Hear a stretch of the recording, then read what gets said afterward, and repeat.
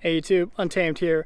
So the number one question, without a doubt, that I get from all of you, and no matter what video I end up posting, it is, hey, what tires do you have? Specifically on the Tacoma, I get asked that question, and sometimes on the Tundra, but more so on the Tacoma here. What tires do you have? Do you have a lift kit? Did you have to do any kind of trimming, and do you get any kind of rubbing with this tire setup? So I'm going to talk through each of these. So if you guys remember, I had the Nitto Ridge Grapplers on the Tundra over here. We'll look at those closer. And then I got the Toyo Open Country mountain tires here on the Tacoma. So to give you a closer look, I do not experience any rubbing with either of the setups. So these here are 285/70/17 tires. I'm going to show you, and I'm going to hop into and turn it a little bit more so you can kind of see even the closest touch point here. You can kind of see a little bit of a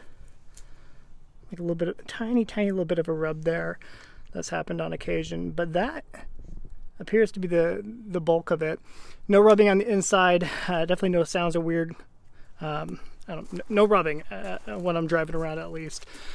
This setup here, I did not do. I didn't actually install this, so I can't say exactly how much he ended up trimming, but for those of you who have a TRD Pro, you can kind of get a glimpse and understanding of how much they actually trimmed off the bumper here, because they did a little bit to make it clear. I'll show you a different angle too.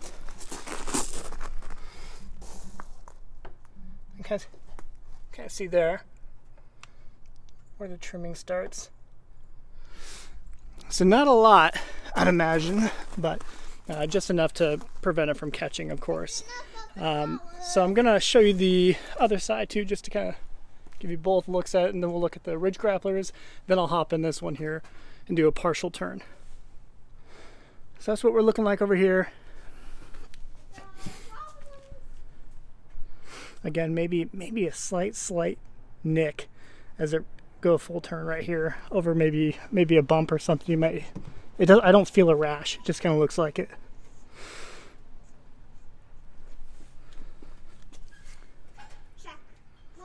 So give you an idea too of the trimming over here. And the trimming. So Peanut's starting her own YouTube channel. Starting a YouTube channel means that you're gonna look at the roof. Okay, so you guys know I'm not a huge fan of the open countries, just because, I mean, they're a little bit more hardcore than what I personally would gravitate to. I mean, these are going to be perfect for off-roading. If you're off-roading every weekend, hitting the trails every single week, these are totally appropriate.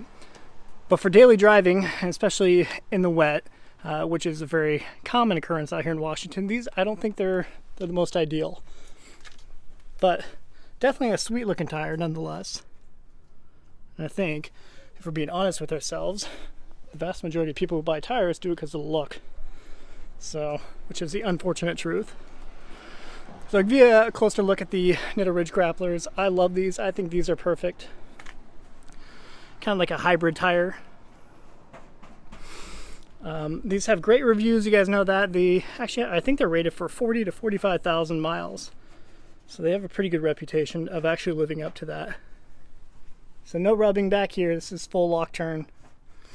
With the 295s, excuse me, I didn't even say the size. So these are 285/70/18s. And with the 295s that I had on the Army Green, it did have a little bit of rubbing on the inside, just ever so slightly. But that is not the case with the 285s. It's crazy what just a 10mm difference makes.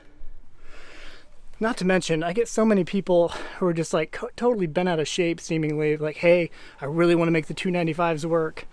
I don't want to get the 285s. I need to get 295s. So I don't understand that personally. Having owned both of them, we're talking maybe the width of your pinky for starters, 10mm difference of width. So it's not that much skinnier to get the 285s. That thing just doesn't sound as cool, So a lot of people kind of overthink it.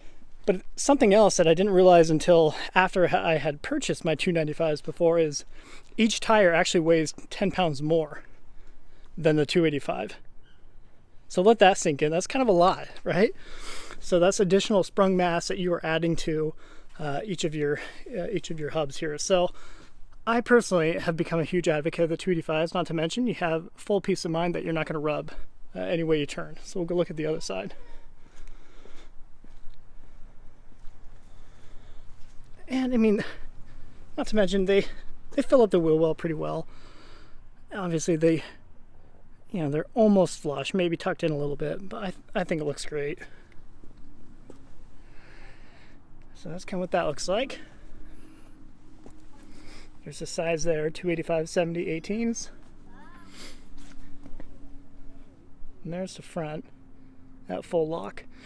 I thought for sure I was gonna have to remove these guys, which takes 5 seconds, but I didn't even have to do that and it doesn't catch at all, which is pretty cool.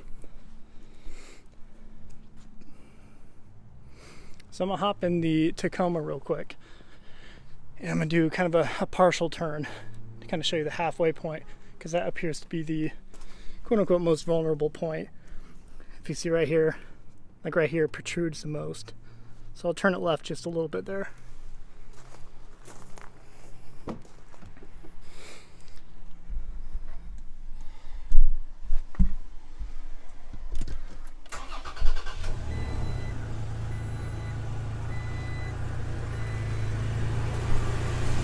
See if that did the trick.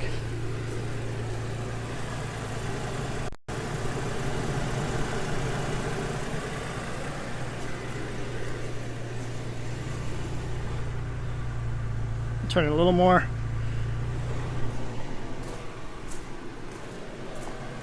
So yeah, as you can see, we're still pretty far off from it.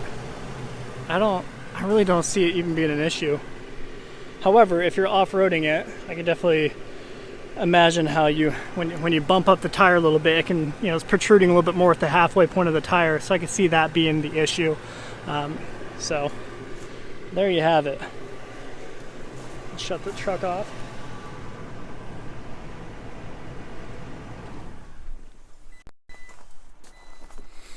Show you what the back end looks like.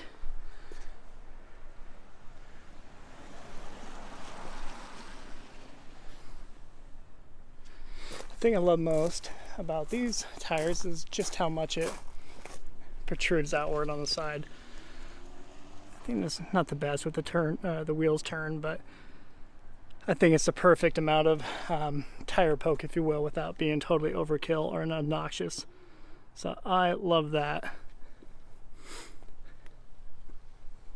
All right. Well, just wanted to walk through that, of course, as like I said, it really is like the #1 question that I end up getting. And I hope this can help some of you out. And one thing I actually forgot to mention was the Icon Stage 9 lift kit adds about 2.5 inches to the overall height of the Tacoma TRD Pro. So can take that into consideration as well. But at any rate, guys, I appreciate you watching as always. Until next time.